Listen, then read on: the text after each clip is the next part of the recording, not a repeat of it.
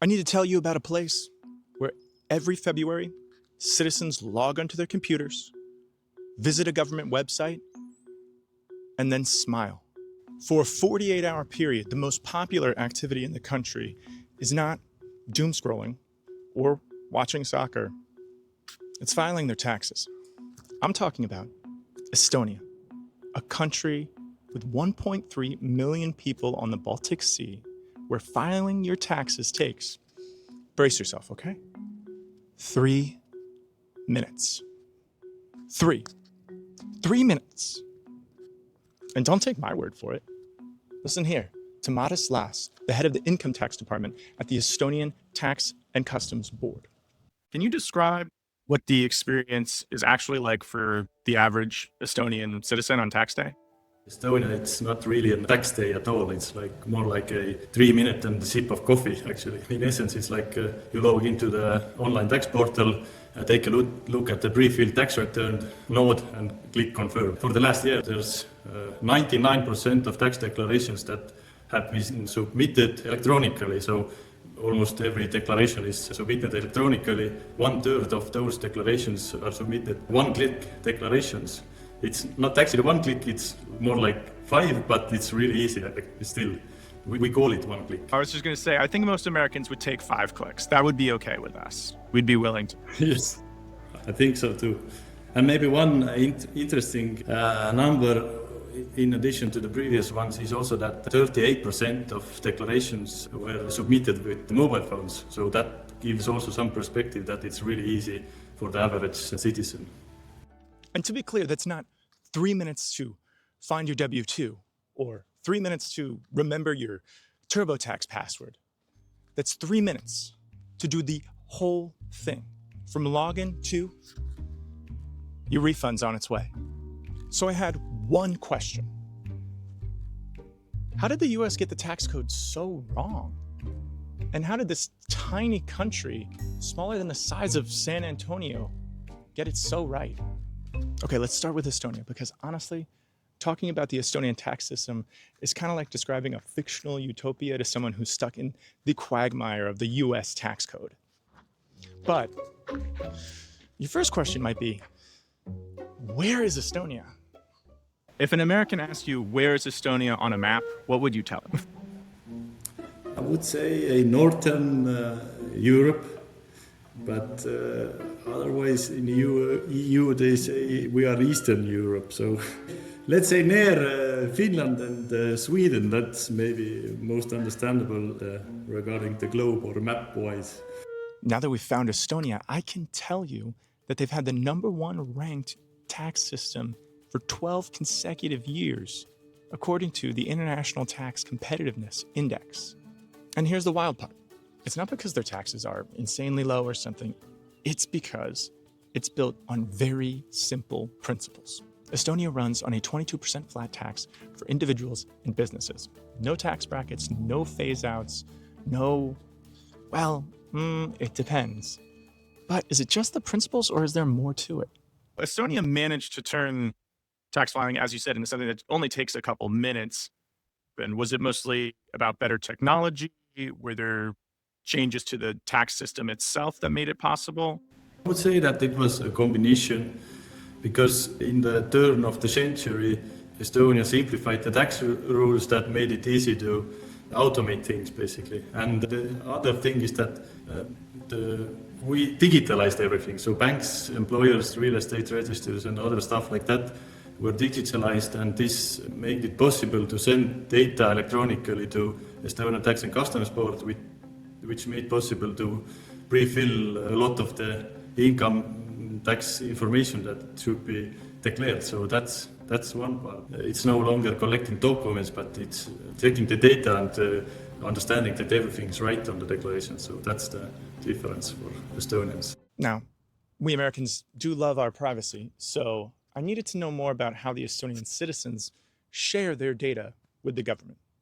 The logic for Estonian system is that the taxpayer has to approve the information. For example, with bank data, the taxpayer has to log into the bank and send the data to the to the Tax and Customs Board electronically, and it's related to investment income.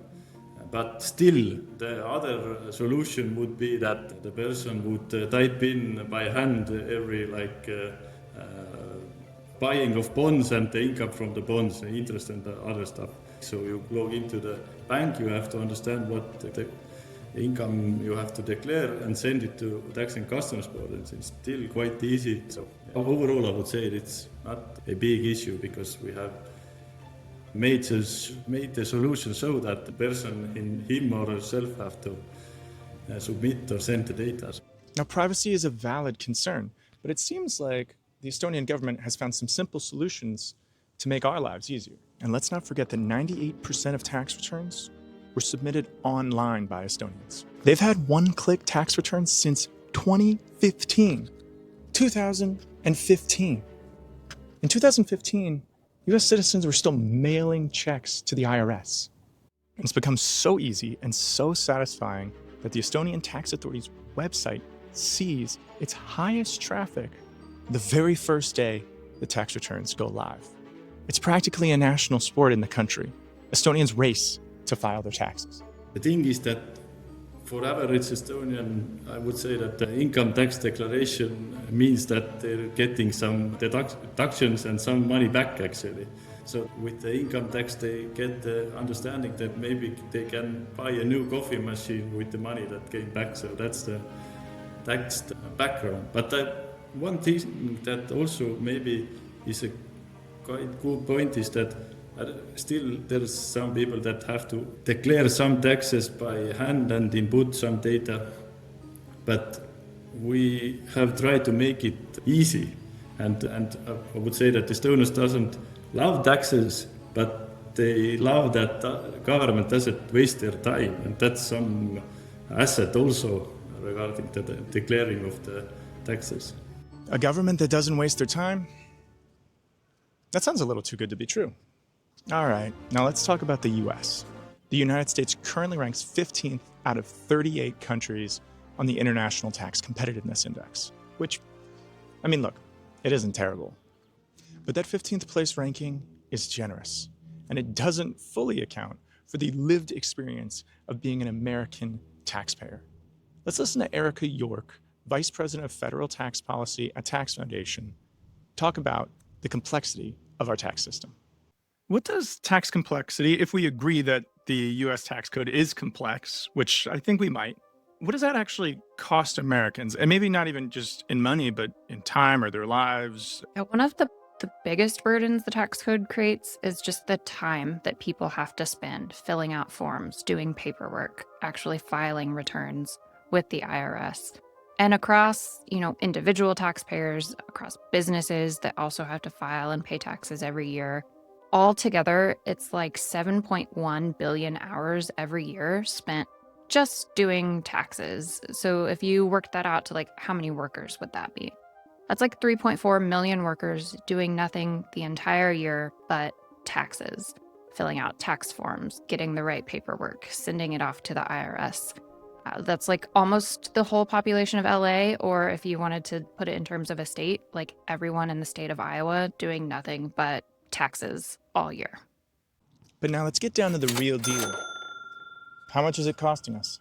That time costs about $388 billion. A big amount of GDP is lost in just this lost productivity. We all have to spend time complying.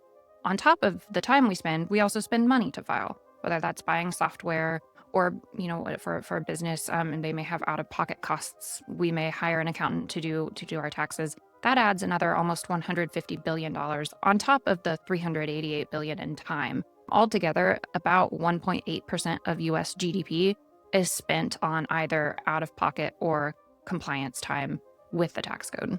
And Erica, I did a little bit of research before this to just try and find some numbers to put that into perspective.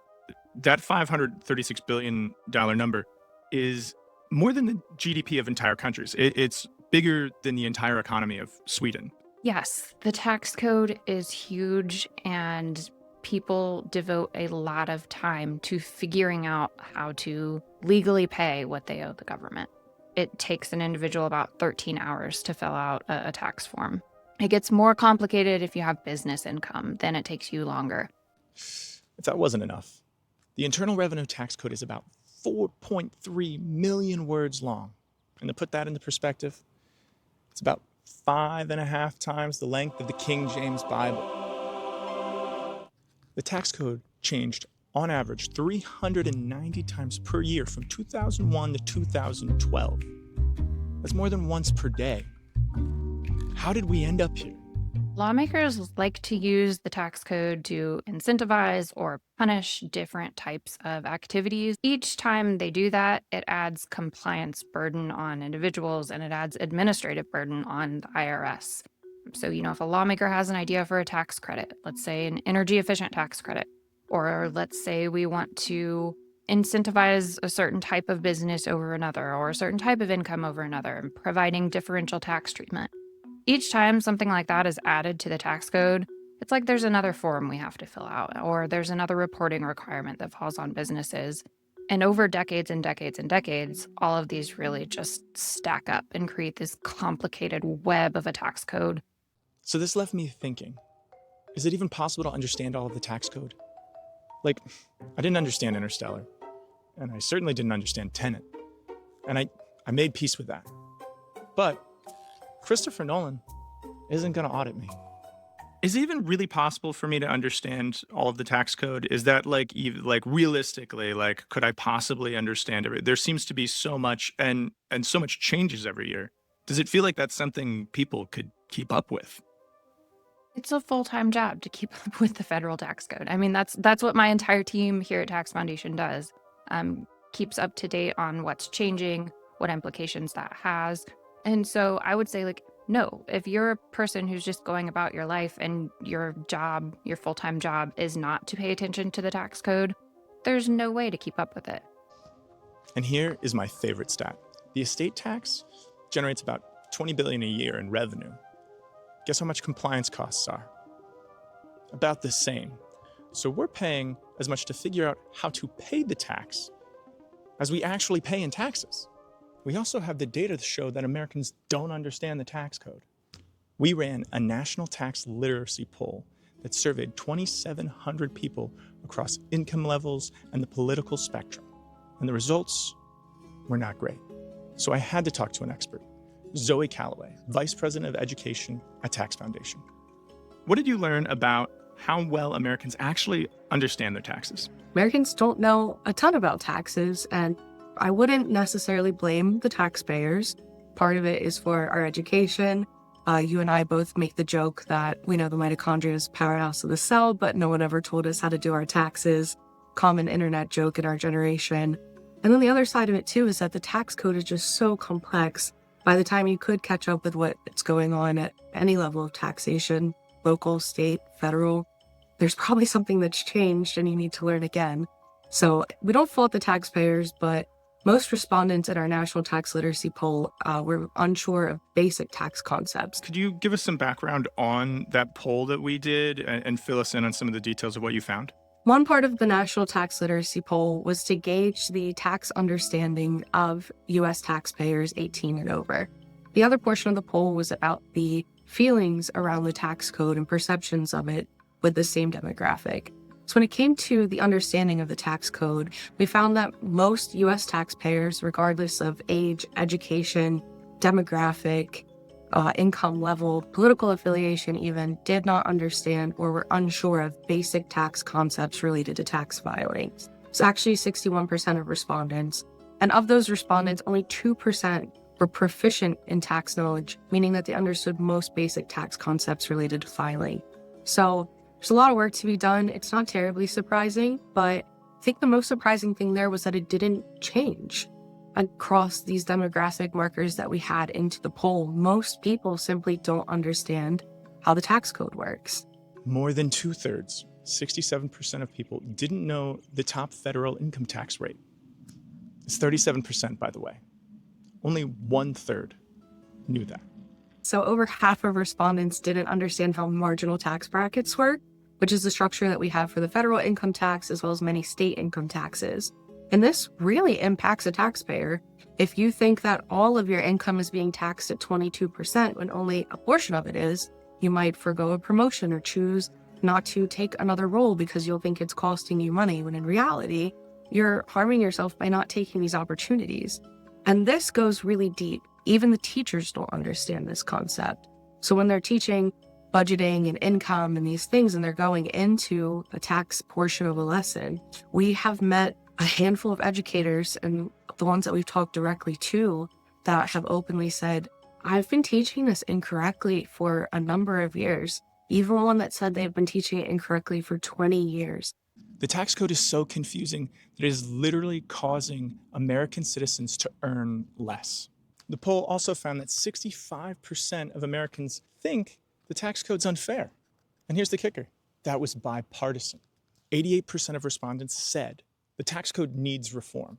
That's Republicans, Democrats, and independents. 88%. You can't get 88% of Americans to agree on anything, on pizza toppings, on whether a hot dog is a sandwich, on whether Die Hard is a Christmas movie. Yet, just about 9 out of 10 Americans think that the tax code needs to be reformed. All of this leads me to ask, but is it important that we understand the tax code? I don't know. A part of me wonders, like, obviously we work at the Tax Foundation, so, you know, we have this investment in taxes. But I could see somebody being like, does it matter if people do or don't understand taxes? Like, who cares? Does it really affect their lives? Well, to answer who cares, the IRS certainly cares. If you have to file your taxes and you didn't, it will catch up to you. So there is someone out there that cares, and I think they care deeply. So that's one angle to it. But the other one, too, is if you're creating this financial plan and you're trying really hard to set yourself up for financial stability, to save, to invest, to create a future for yourself or for your family or future children, you're missing a huge piece of the puzzle if you're not incorporating taxes into this financial planning. If something has to do with money, it almost always has something to do with taxes too, right? It's not just income tax filing, which most people think of this time of year. Taxes impact us all year round. So when you're receiving a paycheck, if you misunderstand how tax brackets work, then you're not going to truly be able to budget because you're not going to accurately understand what you're taking home, what you're remitting to the government. When you're looking at a salary for a new job, you're not going to truly understand, your gross pay versus your take-home pay. And these are big issues, and that's just for income. Then you have taxes that apply to purchasing decisions and your purchasing power. Are you in a state with a high sales tax? That's something to consider. What about when you're buying a home? It's not just property taxes, there's real estate transfer taxes as well. And all of this, you see, compiles together. And if you're misunderstanding even just one piece of this puzzle when it comes to taxes, it can throw all of your financial planning off kilter. Our research found that a better understanding of the tax code leads to higher earnings, higher education outcomes. It literally affects your wallet. And here's the part where you might expect me to say America should just copy Estonia. And sort of, but not exactly. Estonia is a small country, and it doesn't have 50 states with 50 different tax codes layered on top of it. But the principles behind Estonia's success are completely applicable. And the Tax Foundation has been saying them for years. The 4 basic principles of sound tax policy are transparency, simplicity, neutrality, and stability. Estonia nails all of them. We fail most of them. Here's what really bothers me about this. America helped pioneer the internet. We built one of the most sophisticated financial systems in the world. And yet every April, 150 million Americans sit down at the kitchen table and try to navigate a tax code that is, and I say this with love, an incomprehensible disaster. Meanwhile, in Estonia, people file their taxes in 3 minutes and just go on their way. Now, some things that work in Estonia might not work in America, but we have to stop treating the tax code like it's a junk drawer, where every new Congress just gets to pile on some random ideas. Simplification is just good economics. And let's not forget that every hour spent on a tax form is an hour a parent can't spend with their kid. It's an hour a small business owner can't spend growing their company. It's an hour of an American life that just simply vanishes in the paperwork. Estonia figured it out, and we can too. But the real question is whether Congress will listen.